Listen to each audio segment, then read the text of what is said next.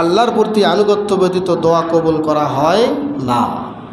আল্লাহ যদি ইউনুস নবীকে এই দোয়াটা দেওয়ার পরে উনি যদি বলতেন যে আমি কেন দোয়া করতে যাব, আপনি মাছের পেটে ঢুকাইছেন, আপনারই দায়িত্ব মাছের পেট থেকে বের করা, আমি দোয়া টোয়া কিছু করতে পারবো না, এটা কি আল্লাহর আনুগত্য হতো? হতো কি এটা আল্লাহর আনুগত্য করা? হতো না। এই জন্য স্পষ্ট শিক্ষা আমরা পাই, সেটা হলো আল্লাহর প্রতি পূর্ণ আনুগত্য ব্যতীত দোয়া কবুল হয় না।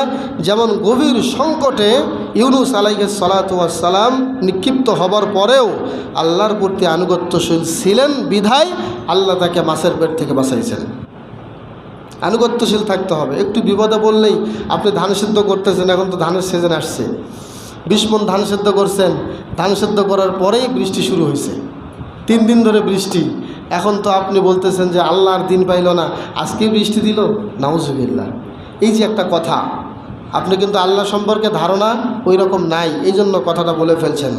অতএব এই সমস্ত কথা বলে ফেললে তওবা করবেন, দ্রুত তওবা করবেন। এই জন্য ফলের কোটা দিচ্ছেন, কোটার অর্ধেক হয়ে গিয়েছে, মাঝামাঝি হয়ে গিয়েছে, বিশাল ঝড় শুরু হলো। এখন আপনি তো মন খারাপ করে বসে আসছেন যে আল্লাহর নামাজ পড়ি, 5 ওয়াক্ত নামাজ পড়ি আমি, এরপরও আল্লাহ কেন এই বিপদটা দিল? এগুলো বলা যাবে? আনুগত্যশীল থাকতে হবে। আল্লাহ যা করেছেন এটাই আমার জন্য ভালো, আল্লাহ যা করেন